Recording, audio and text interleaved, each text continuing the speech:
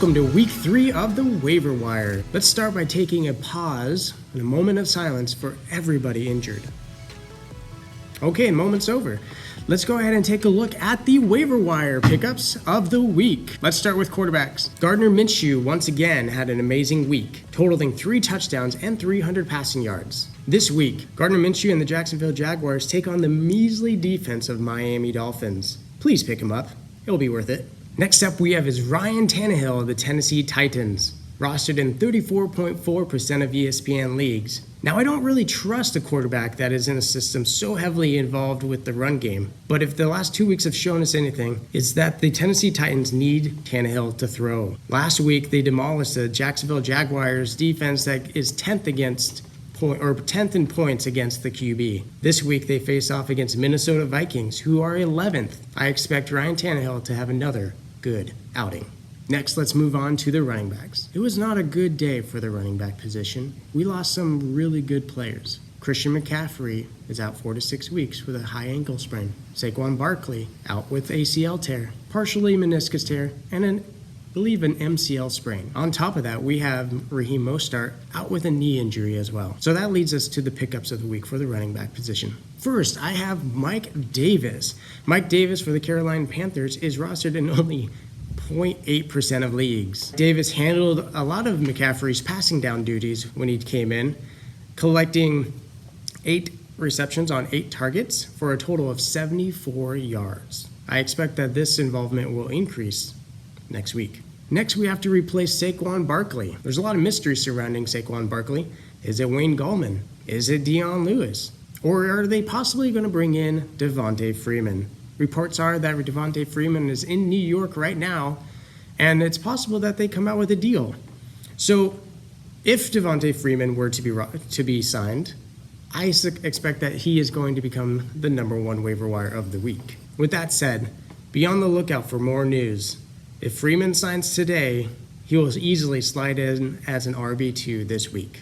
Our last running back position pickup of the week is Jerick McKinnon. Tevin Coleman and Raheem Mostert are both out with injury. In the last 2 weeks, Jerick McKinnon has been highly efficient with the limited touches and involved in the passing game.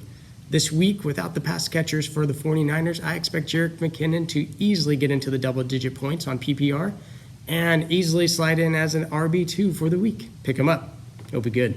Let's move on to the wide receiver position. It's a quiet week for wide receivers. And if I had to choose one, it would definitely be Mecole Hardman of the Kansas City Chiefs. Last week, I asked you to pick up Sammy Watkins, and Sammy Watkins is now out. I apologize.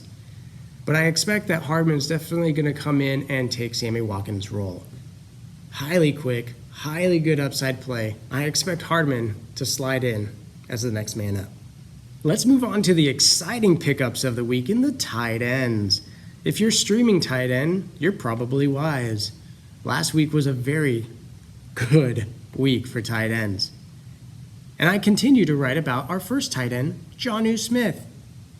Jonnu Smith of the Tennessee Titans is rostered in 40.3% of ESPN leagues.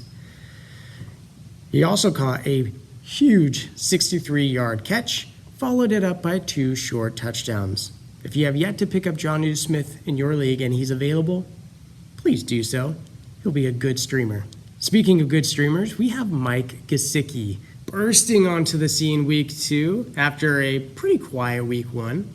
Mike Gesicki is, there's no doubt about it, he is a talented beast of a man. Weeks 4 and 5 following could prove to be hard as they go against the Seattle Seahawks and the San Francisco 49ers. But if all you're looking for is this week's pickup, Mike Gesicki is your guy. And there you have it, folks. My waiver wire pickups of the week for week 3. Now, don't be one of those people that overreact to injuries.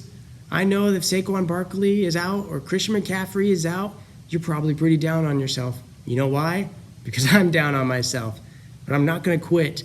Don't be that person that ends up not playing their players or not being involved just because week 2 you had some bad luck.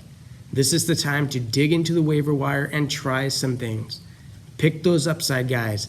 Pick up those people that could win you leagues even though you just lost your big star. Which waiver wire pickups of the week are you going to choose for your team? Go ahead and put it in the comment section below.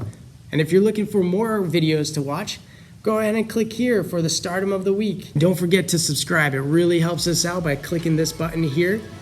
We thank you as the Academy members and see you back next week for week 4 of the Waiver Wire.